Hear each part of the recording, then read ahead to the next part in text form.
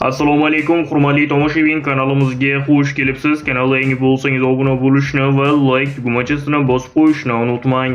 Diqqat qiling, bizda tezkor xabar. Jaloliddin Masharipov 26 talik ro'yxatda bo'lishim kerak deb o'ylayman va shu haqda batafsil O'zbekiston milliy terma jamoasi a'zosi Jaloliddin Masharipov sog'lig'ining holati va jahon chempionatida ishtirok etishi haqidagi savolga javob berdi. Hozir hammasi joyida. Greja o'shanda bezovta qilganda shifokorlar yaxshi ishlashdi va muolajadan so'ng hozir ahvolim ancha yaxshi. Xudo xohlasa 2 kundan keyin umumiy guruh bilan mashg'ulot olib boraman. Greja menda 5-6 yildan beri bor kasallik hisoblanadi. 3 yil oldin ham Eronga qarshi Toshkentdagi bahsdan 2 kun avval ukol olib maydonga tushganman. Ba'zi bu og'riq berib turadi. Buni grejasi borlar yaxshi bilishadi. Hozirda ahvolim yaxshi.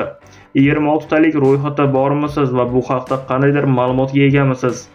Buni hozircha bilmayman. Xudo xohlasa 26 talik ro'yxatda bo'lishim kerak deb o'ylayman, deyiladi manba xabarida. Kanalda yangi bo'lsangiz obuna bo'lishni va like tugmachasini bosib qo'yishni unutmang. Siz nima deb o'ylaysiz? Jaloliddin Masharipov o'yinga tushadimi yoki yo'q? Albatta kommentariyada yozib qoldiring.